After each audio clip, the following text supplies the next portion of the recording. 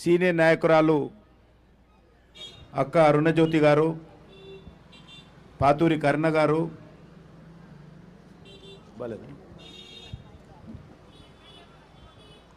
రాజా ధీరజ్ రెడ్డి గారు, ఇంకా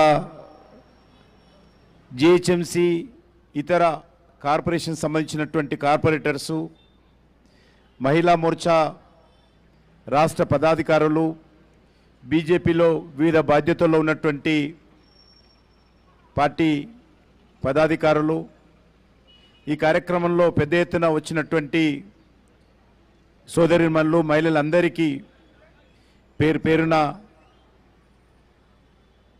నమస్కారాలు. ఈరోజు అధికారంలో ఉన్నటువంటి కాంగ్రెస్ పార్టీ గత శాసనసభ ఎన్నికలకు ముందు ఏవైతే ప్రజలకు హామీ ఇచ్చి అధికారంలో రావడం జరిగిందో ఈ హామీలపైన ప్రశ్నించేటువంటి కార్యక్రమం ఈరోజు చేపడటం జరిగింది. మనకందరికీ తెలుసు, గత శాసనసభ ఎన్నికల్లో కాంగ్రెస్ పార్టీ నాయకులు రాహుల్ గాంధీ గారు, సోనియా గాంధీ గారు, ప్రియాంక గాంధీ గారు, ఈనాటి ముఖ్యమంత్రి కాంగ్రెస్ పార్టీ అధ్యక్షుడైనటువంటి రేవంత్ రెడ్డి గారు తెలంగాణ వ్యాప్తంగా పర్యటిస్తూ తెలంగాణ ప్రజలకు అనేక రకాల హామీలు ఇచ్చారు. మహిళలకు ప్రత్యేకంగా హామీలు, నిరుద్యోగ యువతకు ప్రత్యేకంగా హామీలు, విద్యార్థులకు హామీలు, రైతులకు హామీలు, మైనార్టీలకు హామీలు. కానీ ఏ ఒక్కటి కూడా ఈరోజు అధికారంలోకి వచ్చి 7 నెలలు పూర్తి కావస్తున్నా కాంగ్రెస్ పార్టీ ప్రభుత్వము ఏ ఒక్క హామీని కూడా అమలు చేయడం లేదు. ఏ ఊరికి వెళ్తే ఆ ఊరికి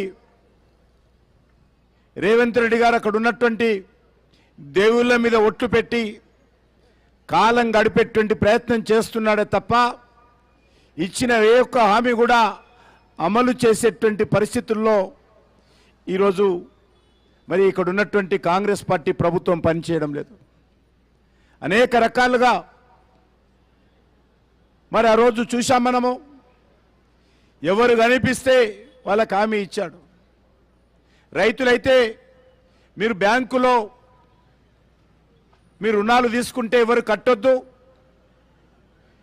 డిసెంబర్ 9 తర్వాత సోనియమ్మ రాజ్యం వస్తుంది, మీ అప్పులన్నీ కూడా మేం కడతాను, ఒకవేళ మీరు ఇప్పటికే అప్పులు కట్టేసి ఉంటే డిసెంబర్ 9 లోపల కొత్తగా అప్పులు తీసుకోండి, డిసెంబర్ 9 నాడు మేము వస్తాము, ఆ అప్పులన్నీ కూడా కొత్తగా తీసుకున్న అప్పులను కూడా మేమే బ్యాంకులో కడతామని చెప్పి పెద్ద పెద్ద పొంకణాలు మాట్లాడాడు. పెద్ద పెద్ద మాటలు ఎగిరెగిరి మాట్లాడేటోడు ఈరోజు ఎక్కడ పోయింది అడుగుతా ఉన్నాను. రేవంత్ రెడ్డి గారు, మీరు అనేక రకాలుగా ఒక దిక్కు మీ దగ్గర సోనియా గాంధీని ఒక పక్కన, రాహుల్ గాంధీని ఒక పక్కన పెట్టుకొని తెలంగాణ ప్రజలకు మాట ఇచ్చారు కదా, ఈరోజు ఇచ్చినటువంటి మాటలు ఎక్కడ పోయినాయో ఈరోజు రాహుల్ గాంధీ కానీ రేవంత్ రెడ్డి కానీ చెప్పాలి. గతంలో టీఆర్ఎస్ పార్టీ అధికారంలో ఉన్నప్పుడు మరి వారు కూడా అనేక రకాల హామీలు ఇవ్వడం జరిగింది. వారు ఇంకా గ్రేటు, 5 సంవత్సరాల పాటు టీఆర్ఎస్ ప్రభుత్వంలో ఒక్క మహిళా మంత్రి లేకుండా ప్రభుత్వాన్ని నడిపినటువంటి మహాగణుడు కేసీఆర్ గారు. ప్రపంచంలో ఏ రాష్ట్రంలో ఏ దేశంలో కూడా మహిళా మంత్రి లేనటువంటి ప్రభుత్వము ఎవరు నడపలేదు. బంగారు తెలంగాణలో మన కేసీఆర్ గారికి మాత్రమే ఆ గొప్ప ఖ్యాతి దక్కింది మహిళా మంత్రి లేకుండా. 50% మహిళా జనాభా ఉన్నటువంటి ఈ రాష్ట్రంలో కనీసం మహిళా మంత్రి లేకుండా నడిపినటువంటి మహానుభావుడు కేసీఆర్ గారు.